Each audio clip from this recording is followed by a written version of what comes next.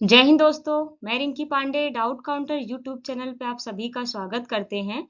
तो आज हम आपके लिए लेके आए हैं यूपी ट्रिपल एससी पेट 2023 की क्या करेंगे तैयारी कराने वाले हैं।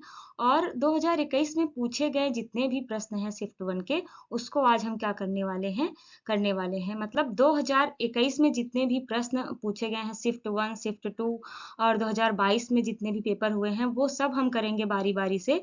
लेकिन आज हम क्या करने वाले हैं शिफ्ट वन 2021 के शिफ्ट वन में जो डेट 24/8/2021 को पूछा गया था, यानी 24/8/2021 को जो क्वेश्चन आया था पहली शिफ्ट में उसे हम करेंगे। और जीके जीएस का क्या करेंगे पोर्शन, जीके जीएस का जो पोर्शन है उसे ही हम इसमें क्या करने वाले हैं, सॉल्व करने वाले हैं। और मेरा नाम तो आपको पता ही होगा, ये नीचे दिया गया है। तो आइए आगे बढ़ते हैं फिर हम क्वेश्चन की तरफ। क्योंकि प्रीवियस ईयर क्वेश्चन करने के फायदे क्या हैं कि इससे पता चलता है कि क्वेश्चन किस तरीके से बनाया जा रहा है, किस तरीके से पूछा जा रहा है, इसलिए प्रीवियस ईयर करना बहुत सही होता है। तो आइए हम देखते हैं। ये आप देख रहे हैं कि इस तरीके से इंस्ट्रक्शन दिया रहता है, निर्देश, जिसे आप पढ़ लीजिएगा कि क्या-क्या निर्देश है। और इसमें ये कोई पेपर 100 नंबर का होता है, 100 नंबर का ये पेपर होता है और 100 क्वेश्चन ही पूछे जाते हैं। टाइम कितना होता है? 2 घंटे का समय होता है आपके पास। और 100 क्वेश्चन जो 100 नंबर का होता है, तो आप क्या करेंगे, इसे कर सकते हैं। 2 घंटे जो होता है पर्याप्त टाइम होता है। ये हमारा प्रीवियस ईयर का जो क्वेश्चन है वो खुल के आ गया है। 24/8/2021 का जो पहले शिफ्ट का पेपर है, इसमें पूछा गया है कि भारत में शासन करने वाले भारत में शासन करने वाले दिए गए शासकों को क्या करना है का कालानुक्रमानुसार क्रम क्या है। मतलब कि क्रमानुसार व्यवस्थित करना है कि इनका कालक्रम कैसा था। तो यहाँ पे सबसे पहले दिया है शेरशाह सूरी, अकबर, अलाउद्दीन खिलजी, इल्तुतमिश। तो सबसे पहला शासन किसका था? इल्तुतमिश का।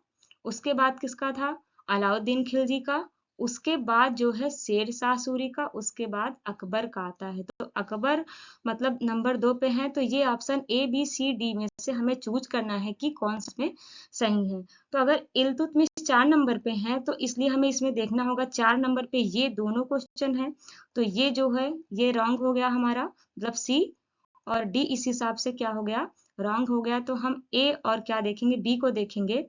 ए बी में दिया है तो इल्तुतमिश चौथे नंबर पे, फिर हमारा शेरशाह सूरी नहीं आएंगे, इसलिए ये भी ऑप्शन क्या है, गलत है। तो हम ऑप्शन बी वैसे हम एलिमिनेट कर सकते हैं कि ये सही होगा। फिर देख लेते हैं। सबसे पहले इल्तुतमिश, उसके बाद अलाउद्दीन खिलजी, ये 3 दिया है। उसके बाद एक शेरशाह सूरी और लास्ट में अकबर, इसलिए ऑप्शन बी इज क्या होगा, राइट आंसर। ऑप्शन बी हमारा क्या है, सही जवाब है। ठीक है। तो हम चलते हैं दूसरे क्वेश्चन पर। निम्न में से कौन, क्या पूछा गया है, निम्न में से कौन संत शिवाजी के क्या थे, समकालीन थे। समकालीन माने उनके समकालीन कौन थे संत शिवाजी के?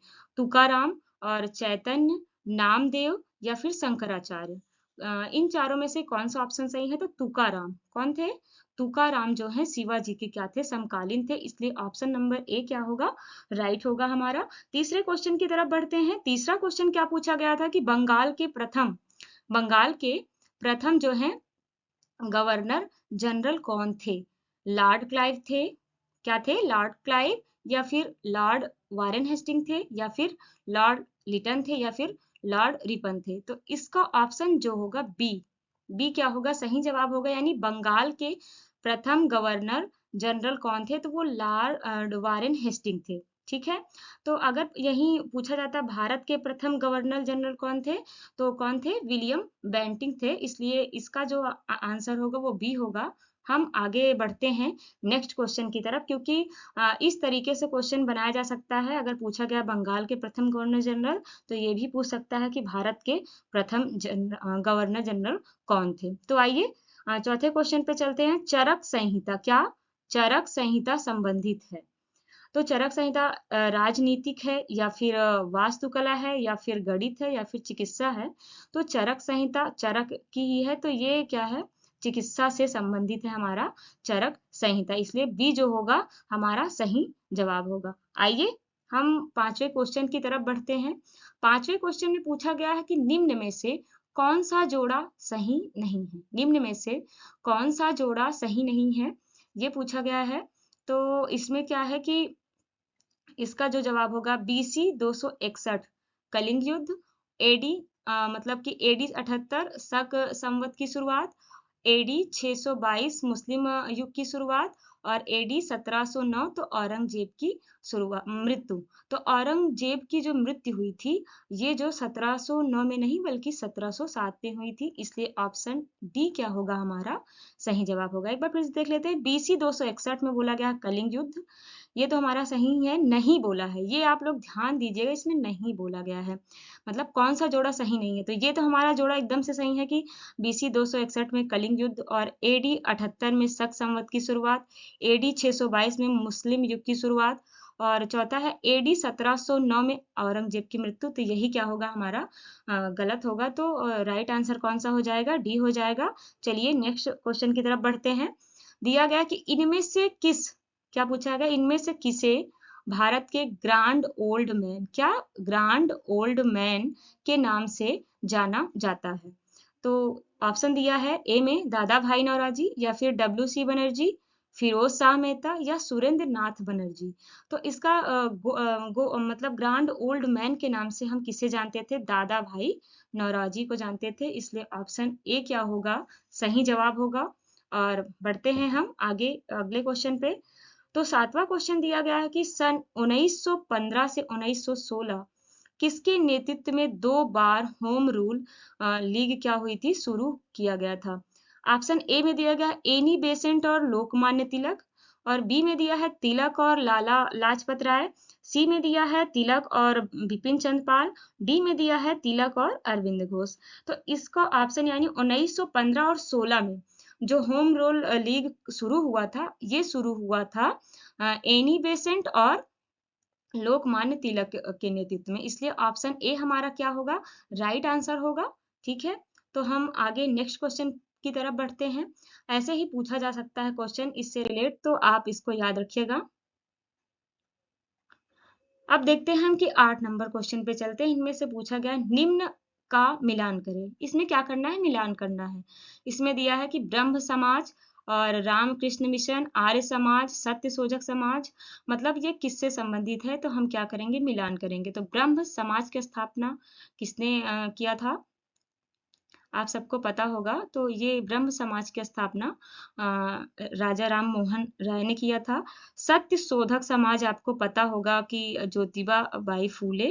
तो अब आप इससे एलिमिनेट कर सकते हैं। अगर आपको डी में क्या मिला है 5, तो डी में 5 आप 2 जगह देख रहे हैं, एक सी में है और एक डी में, तो इसलिए ए तो सही नहीं होगा, ए सही नहीं होगा और क्या होगा बी जो होगा सही नहीं होगा। तो सही होने की संभावना सी और डी की है। तो आइए देखते हैं ब्रह्म समाज। ब्रह्म समाज में क्या राजा राम मोहन राय, तो इनका क्या है 3 दिया गया है। उसके बाद आर्य समाज की स्थापना किसने किया था, दयानंद सरस्वती, और रामकृष्ण मिशन की स्थापना किसने किया था, स्वामी विवेकानंद। तो इसलिए जो बी का 1 हो जाएगा और सी का क्या हो जाएगा, सी का ये 2 हो जाएगा ये, इसलिए ऑप्शन सी क्या होगा इसका सही जवाब होगा। ऑप्शन सी क्या है राइट आंसर है। तो आइए आगे बढ़ते हैं।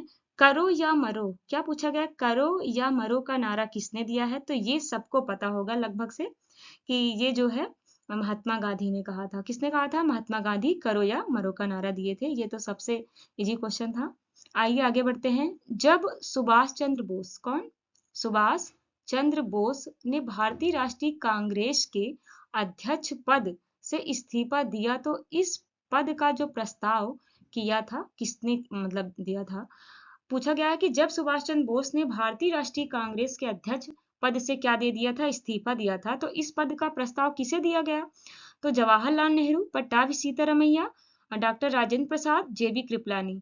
तो ये था ऑप्शन सी यानी डॉक्टर राजेंद्र प्रसाद क्या होगा सही आंसर होगा। तो हम बढ़ते हैं अगले क्वेश्चन की तरफ। अगला क्वेश्चन पूछा गया है कि सलाल, 11 नंबर क्वेश्चन क्या पूछा गया है कि सलाल जो पन बिजली परियोजना किस नदी पर स्थित है, ये पूछा गया किस नदी पर स्थित है, झेलम, चिनाब, रावी या ब्यास।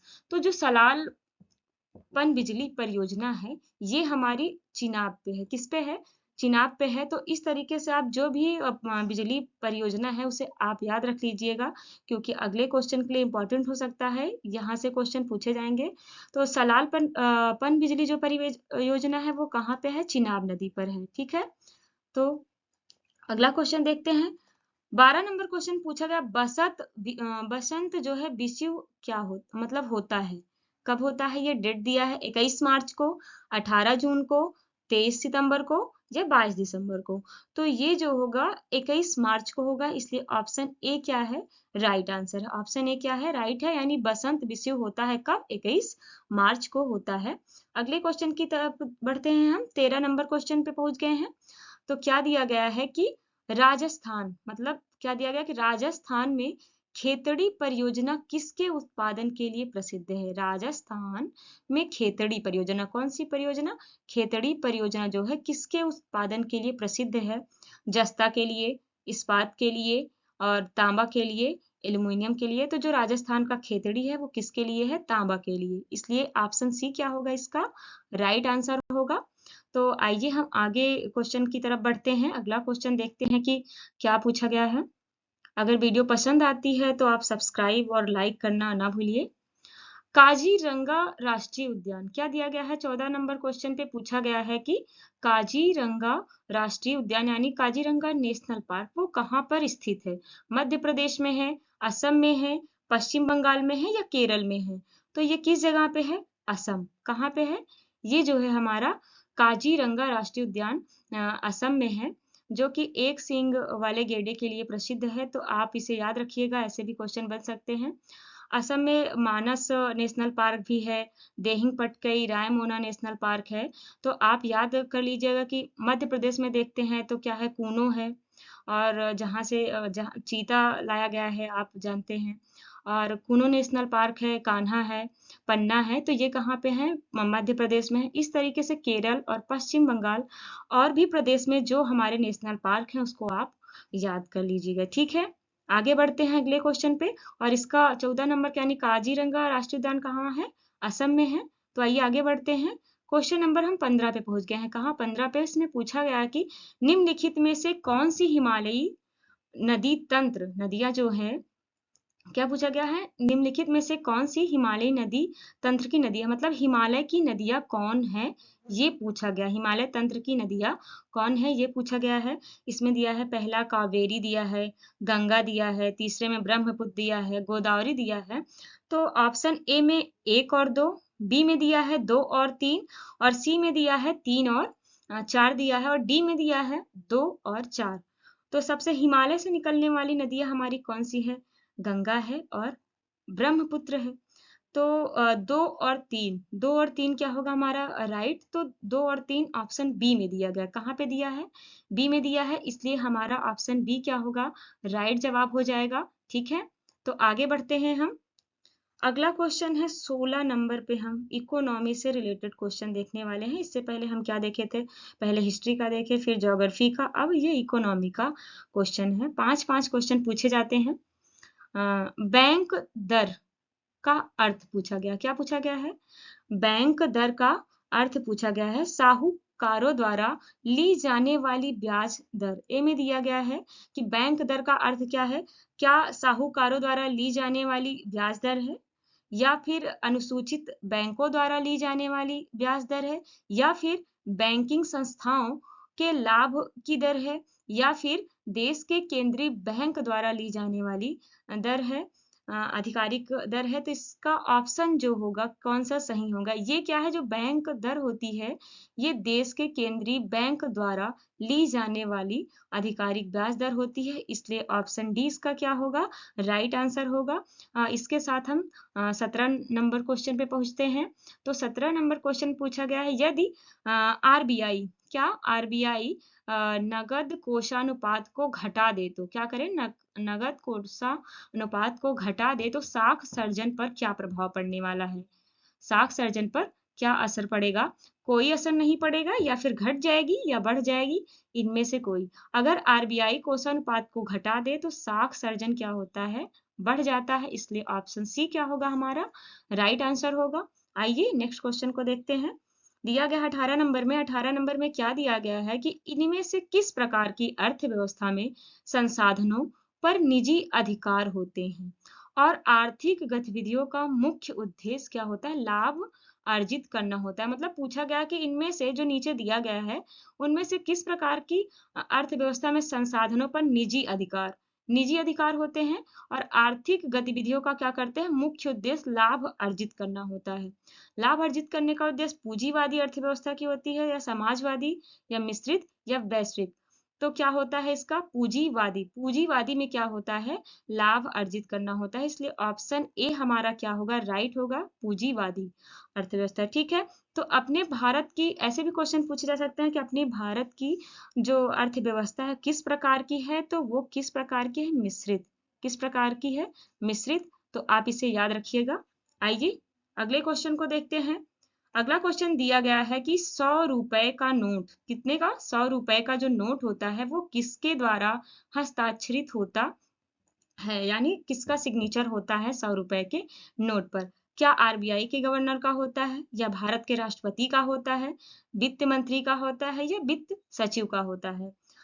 इसमें क्या होता है? 100 रुपए का नोट हो तो इस पे किसका सिग्नेचर होता है? आरबीआई। किसका होता है? आरबीआई का होता है, इसलिए हमारा क्या होगा? ए जो होगा राइट जवाब होगा। और यहाँ दिया है वित्त सचिव। 1 रुपए के नोट पे क्या करती है? वित्त सचिव का हस्ताक्षर होता है। तो 100 रुपए पर या फिर अन्य रुपए पर आरबीआई का ही हस्ताक्षर होता है। ठीक है, फिर अगले क्वेश्चन की तरफ हम आगे बढ़ते हैं। 19 क्वेश्चन हमारा हो चुका है। 20वें क्वेश्चन को देखते हैं कि ये पूछा गया है फेमा, फुल फॉर्म पूछा गया है। फेमा का पूर्ण रूप पूछा गया है कि फेमा का जो पूर्ण रूप क्या होता है? FEMA का। तो फाउंड्स एक्सचेंज मीडिया एजेंसी होती है या फॉरेन एक्सचेंज मैनेजमेंट एक्ट होता है या finance and export management association होता है या फिर फॉरेन एक्सपोर्ट मार्केट एजेंसी होता है? तो फेमा का फुल फॉर्म क्या होता है? Foreign exchange management act. इसलिए क्या होगा हमारा? बी जो होगा राइट आंसर होगा, यानी फॉरेन एक्सचेंज मैनेजमेंट एक्ट होता है इसका। और आप इसी प्रकार से नीति आयोग जो होता है उसके भी जो है फुल फॉर्म याद कर सकते हैं। आइए हम नेक्स्ट क्वेश्चन को देखते हैं। 21 नंबर पे पहुंच गए हैं।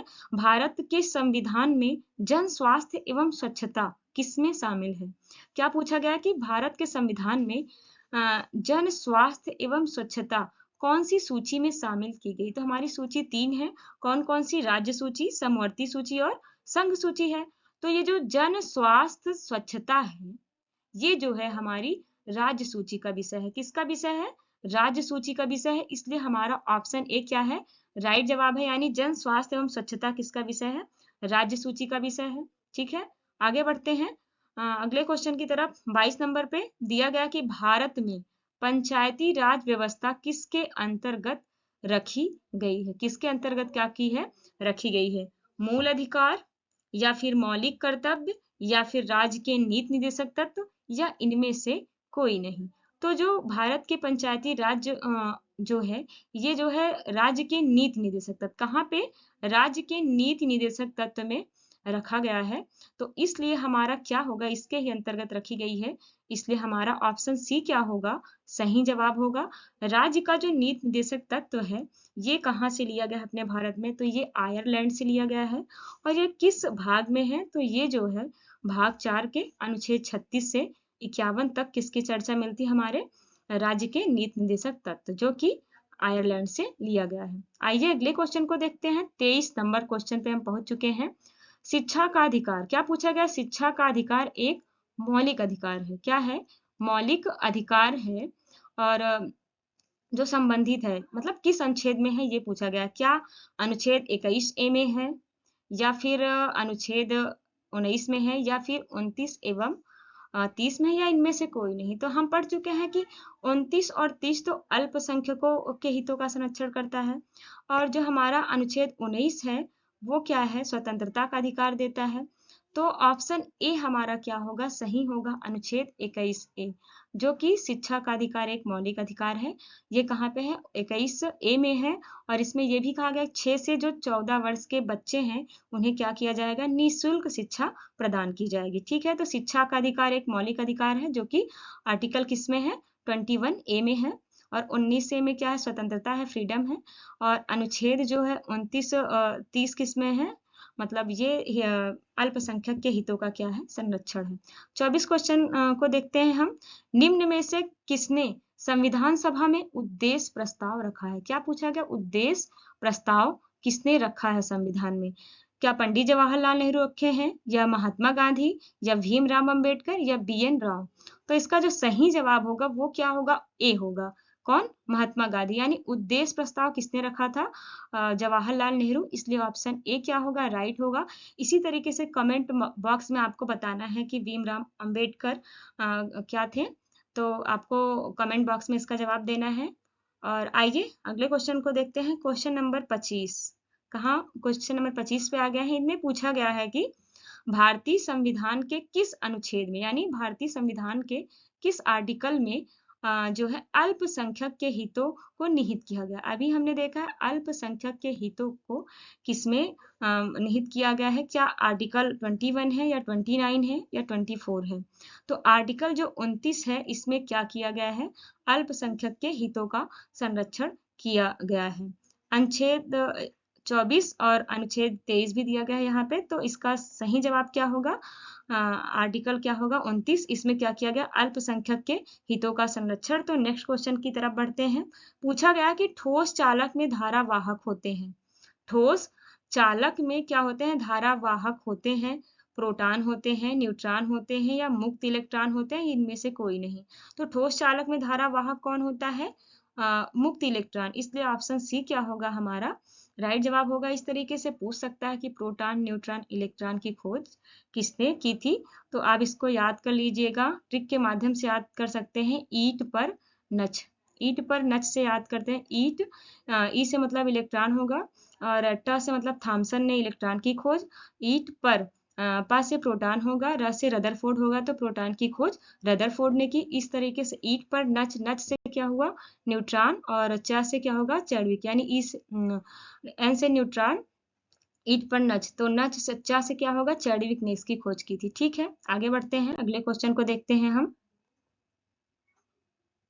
अगला क्वेश्चन है कि हमारा केंद्र शासित प्रदेश लक्षद्वीप की जो आधिकारिक भाषा है वो निम्न में से कौन सी है? कहाँ की जो हमारा केंद्र शासित प्रदेश क्या है, लक्षद्वीप, उसकी आधिकारिक लैंग्वेज क्या है? तमिल है, मलयालम है, या ग्रेट अंडमानी है, या सिंहला है? तो तमिल तो होगा, ये तमिल का है। और लक्षद्वीप का क्या है, मलयालम है। क्या है, मलयालम है, इसलिए इसका ऑप्शन बी जो होगा राइट होगा, मलयालम। ठीक है, लक्षद्वीप का जो आधिकारिक भाषा है वो क्या है, मलयालम है। अगले क्वेश्चन को देखते हैं कि भारत के संविधान के अनुसार लोकसभा के सदस्यों की अधिकतम संख्या क्या है? पूछा गया है कि भारत के संविधान के अनुसार जो है लोकसभा के सदस्यों की संख्या कितनी है? क्या 530 है, या 540 है, या 550 है, या 552 है? तो इसका जो सी आंसर होगा वो राइट होगा।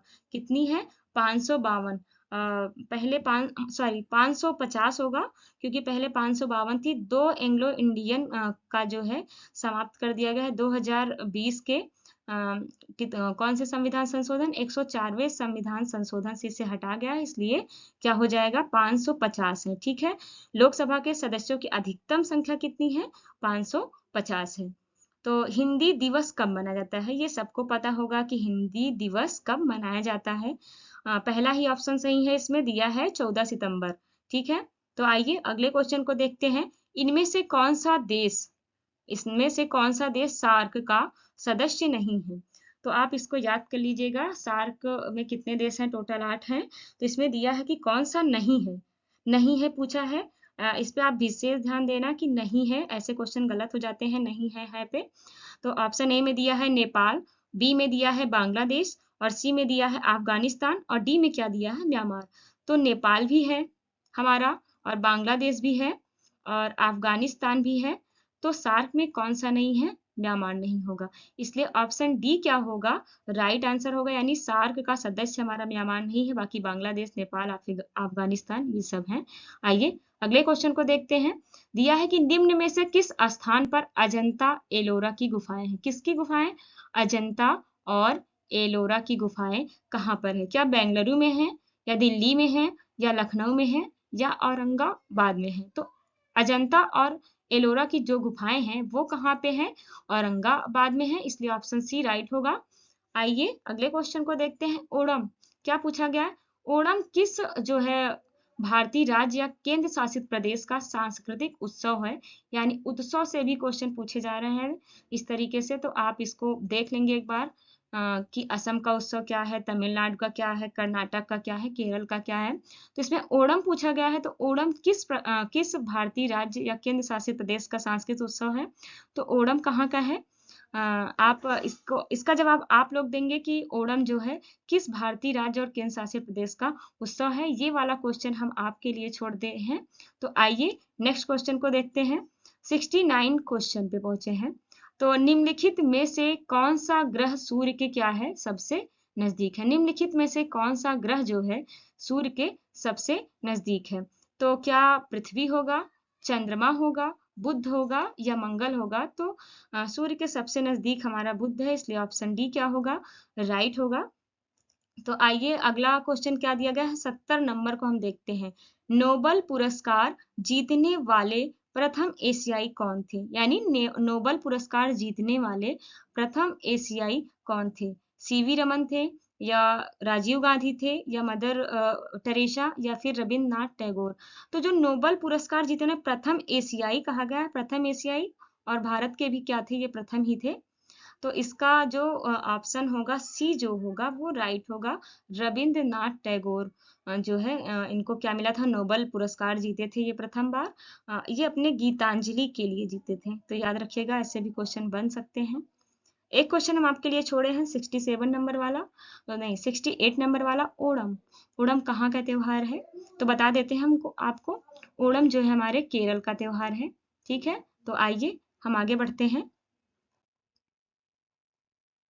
अब हमारा क्वेश्चन क्या हुआ, जीके जीएस का जो भी क्वेश्चन था, यानी 2021 के शिफ्ट 1 में जो भी क्वेश्चन पूछे गए थे जीके और जीएस से, तो उसे हमने डिस्कस कर लिया है। नेक्स्ट वीडियो हम क्या करेंगे, शिफ्ट सेकंड का लाएंगे। उसके बाद जो 2022 में जितने पेपर हुए हैं, 2021 में वैसे तो मेरे ख्याल से 2 पेपर एक दिन हुआ था, और जो 22 में 4 पेपर हुए हैं 2 दिन में, तो हम 2022 के भी 4 पेपर को क्या करने वाले हैं, डिस्कस करने वाले हैं। और अगर वीडियो पसंद आती है तो लाइक और शेयर और सब्सक्राइब करना ना भूलिए। वीडियो को सब्सक्राइब कर लीजिए, क्योंकि अगली वीडियो पाने के लिए आपको सब्सक्राइब करना ही होगा। ठीक है, फिर हम आगे बढ़ते हैं, और आप सभी को बहुत बहुत धन्यवाद। फिर ठीक है, वीडियो यहीं समाप्त करते हैं। Thank you so much.